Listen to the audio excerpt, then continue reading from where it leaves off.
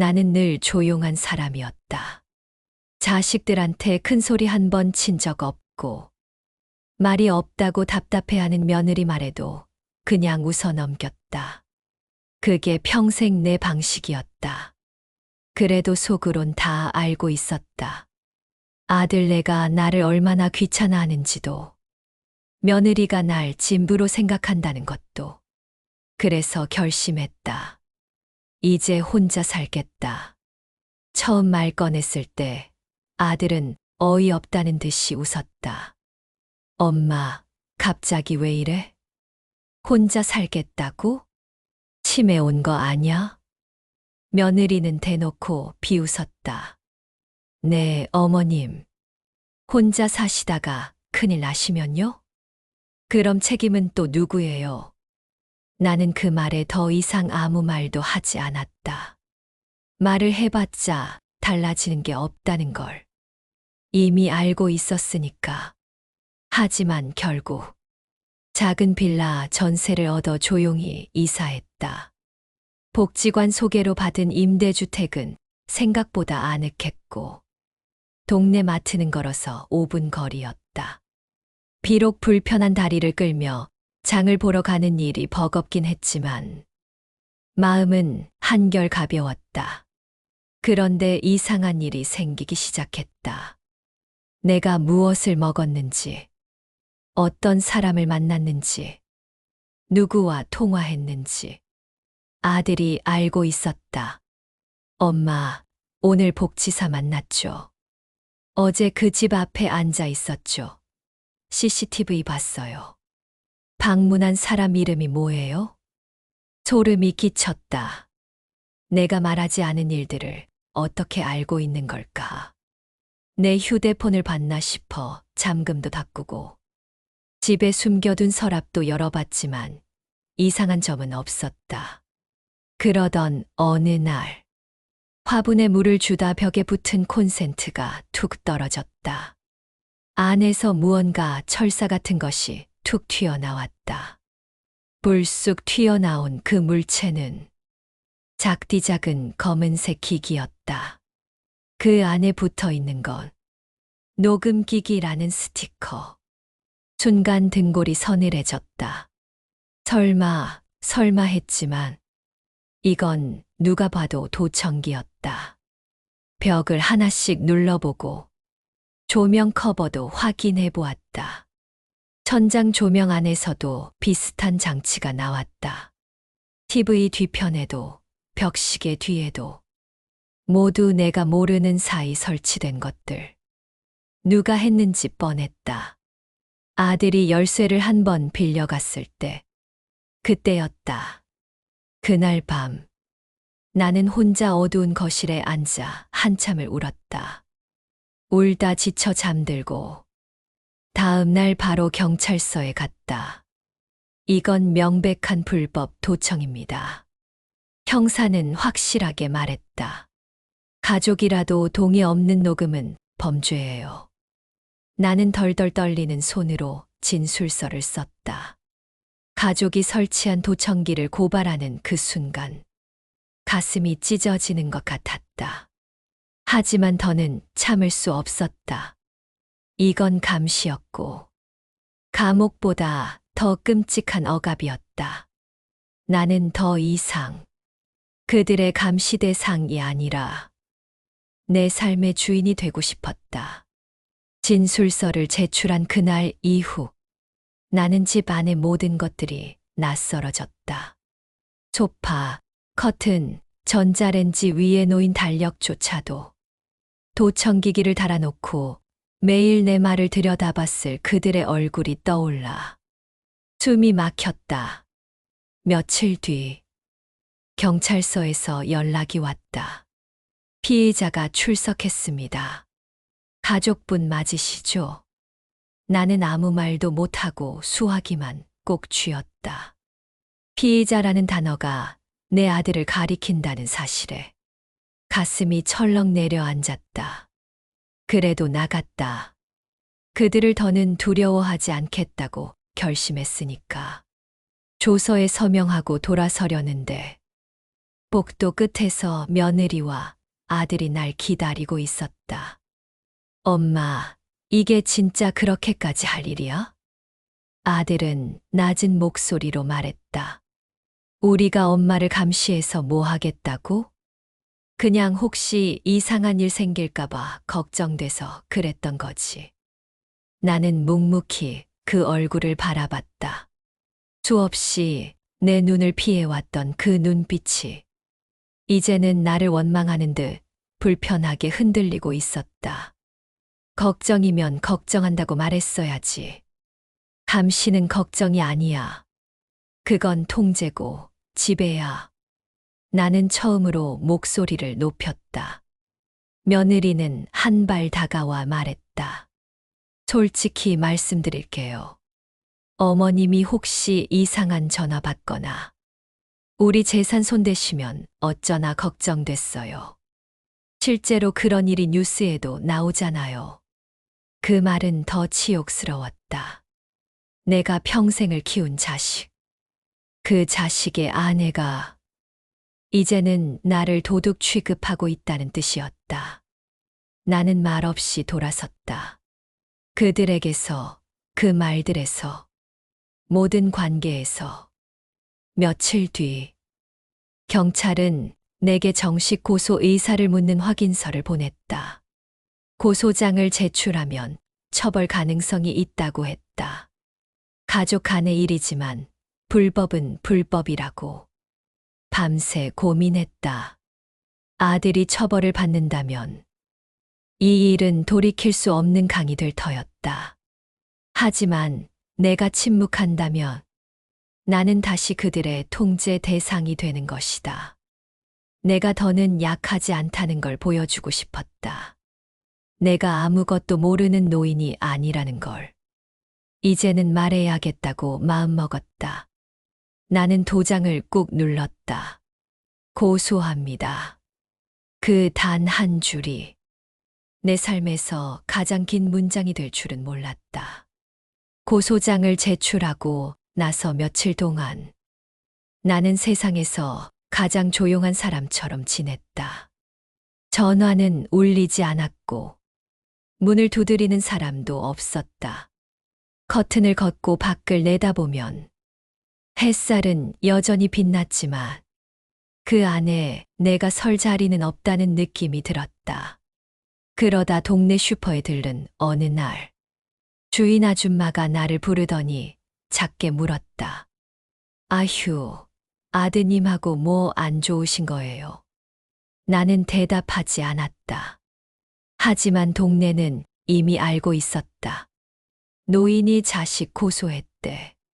집에 도청기가 나왔다더라. 요즘 노인들도 무섭네. 자기 자식도 신고하고. 나는 창피하지 않았다. 그러나 외로웠다. 진실은 내 편인데 사람들은 피의 편을 들었다. 그게 더 익숙하고 더 자연스러우니까. 며칠 뒤 동사무소에서 복지사가 찾아왔다. 그녀는 조심스럽게 말했다. 이런 일이 반복적으로 발생하고 있어요. 노인을 감시하거나 경제적으로 착취하거나. 그런데 대부분은 그냥 참고 사세요. 신고하신 건 정말 용기 있는 행동이셨어요. 그 말에 나는 처음으로 내가 잘하고 있다는 확신이 들었다. 내가 누구를 망치려고 한 게 아니라 내 삶을 지키려는 선택이었다는 걸. 그 후 법원에서 조정 절차가 시작되었다. 아들과 나는 같은 공간에 앉았지만 서로를 보지 않았다. 판사는 조용한 목소리로 물었다. 합의하실 의향은 없으십니까? 나는 단호하게 말했다. 없습니다. 아들은 한숨을 쉬었다. 며느리는 입술을 깨물며 중얼거렸다. 진짜 이렇게까지 하고 싶으세요? 나는 그들에게 되묻고 싶었다. 당신들은 왜 이렇게까지 했나요? 내가 혼자 살겠다고 한 게 그렇게 큰 죄였는지. 내 말 한마디, 숨 한 번까지 통제하고 싶을 만큼 내 존재가 불편했는지 그렇게 첫 조정은 결렬됐다. 정식 재판으로 넘어가게 됐다. 그날 밤 나는 처음으로 깊이 잠들었다. 세상이 뒤집혔고 가족은 등을 돌렸지만 나는 내가 나를 지킨다는 감각 하나만으로 숨 쉴 수 있었다. 누구도 다시는 내 삶을 옅게 두지 않을 것이다. 법원 앞에 서 있는 날이면 나는 이상하게도 더 곧게 허리를 폈다. 사람들은 내게 자식과 싸우는 어머니라는 시선을 던졌지만 그게 부끄럽진 않았다. 부끄러운 건 그들의 침묵이지. 내 목소리가 아니었다. 재판은 빠르게 흘러갔다. 아들은 변호인을 선임했다. 어머니가 정신적으로 혼란을 겪고 있었다는 주장을 펴기 시작했다. 며느리는 증인석에서 도청은 인정하지만 그건 어머님을 보호하기 위한 조치였다고 말했다. 보호. 참 편리한 단어였다. 감시는 보호가 되고 치매는 걱정이 되는 세상.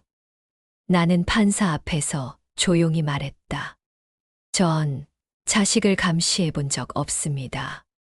한 번도요. 하지만 제 말은 항상 들어주길 원했죠. 이젠 듣기만 하는 사람이 되고 싶지 않습니다. 법정안이 잠시 조용해졌다. 그 순간 내 눈에 낯익은 얼굴이 보였다. 그 복지사였다. 그녀는 방청석 뒤편에서 나를 향해 살짝 고개를 끄덕였다. 재판이 끝난 후 그녀가 내게 다가와 말했다. 혹시 어르신 이런 사례로 다른 어르신들께 도움 주실 생각 있으세요? 이야기를 나누고 싶다는 분들이 계셔서요. 나는 얼떨떨했다. 내가 누군가의 도움이 될 수 있다는 생각은 처음 해봤다. 하지만 마음 한편이 따뜻해졌다. 며칠 뒤 복지관에서 열린 노인 권익 보호 프로그램에 초청됐다. 소규모였지만 다들 나와 비슷한 경험을 했던 사람들이었다. 연금 통장 빼앗기니, 자녀 집에 감금되다시피 지냈니, 친척에게 사기를 당한 이도 있었다. 나는 조용히 내 이야기를 꺼냈다. 처음으로 울지도 떨지도 않고 그때 그 도청기를 손에 들었을 때의 감정까지 차분히 설명했다. 어느새 누군가의 손이 내 손을 잡았다. 나도요. 나도 그랬어요. 근데 신고할 용기가 없었어요. 그 순간 나는 알게 됐다. 이 싸움은 나 혼자만의 것이 아니었다. 나는 누군가의 목소리를 대신 내고 있었고, 그 목소리는 또 다른 사람에게 용기를 건네고 있었다. 재판은 아직 끝나지 않았다. 하지만 내 마음속 재판은 이미 승소였다. 나는 더 이상 감시당하는 존재가 아니라 누군가의 앞에 설 수 있는 당당한 한 사람의 노인이었다. 재판 마지막 날, 법정으로 들어서는 내 발걸음은 처음보다 훨씬 단단해져 있었다. 나는 더 이상 망설이지 않았고 주눅들지도 않았다. 판결문이 낭독되기 전 판사는 마지막으로 우리를 한 번씩 바라보았다. 이번 사건은 가족 간의 신뢰를 심각하게 훼손한 사례입니다. 비록 선의였다고 주장하더라도 그 행위는 명백한 위법이며 그 피해는 돌이킬 수 없는 것입니다. 이어지는 문장 속에서 나는 집행유예라는 단어를 들었다. 벌금과 유예, 그리고 접근금지 명령. 내가 원한 건 처벌 그 자체가 아니었다.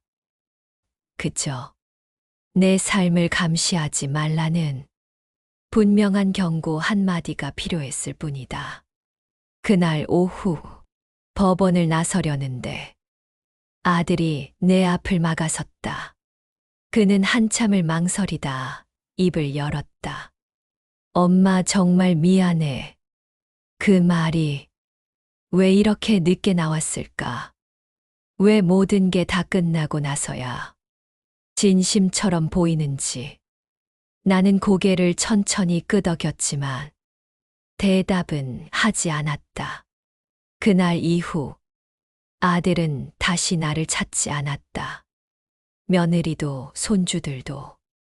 하지만 나는 외롭지 않았다. 복지관에서 만난 동년배들과 함께 나는 요즘 작은 동아리 모임을 만든다.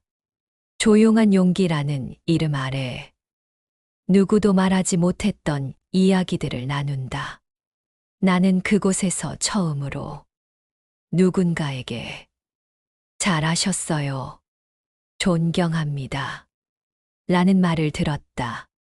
작은 반지하 방에서 혼자 끓여 먹는 라면 한 그릇도 이젠 맛있게 느껴진다.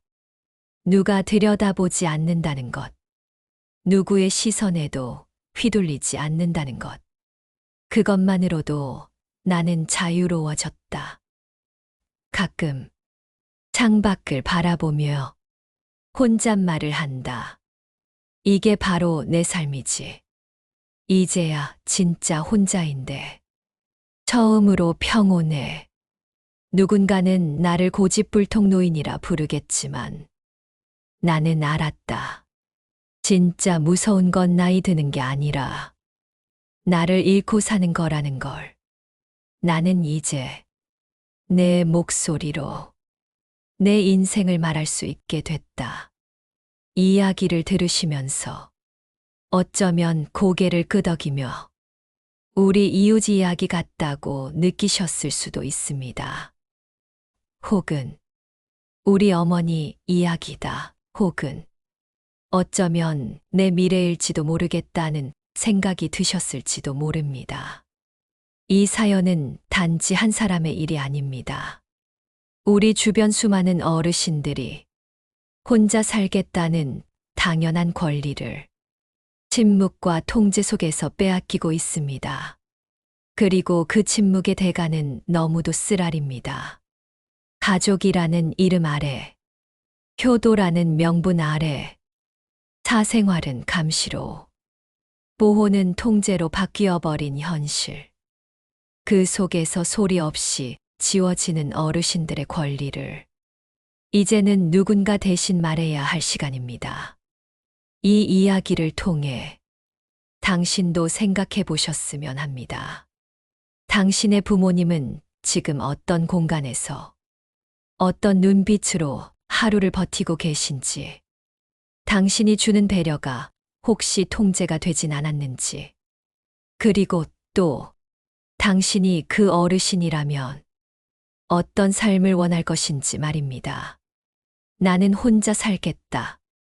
이 단순한 말 한마디가 이토록 큰 반발과 감시를 불러온다는 사실. 그것이 지금 우리 사회가 마주한 슬픈 현실입니다. 하지만 누군가 한 사람의 목소리가 더 많은 사람의 목소리를 깨우듯 오늘의 이 이야기가 당신에게도 작은 울림이 되었기를 바랍니다.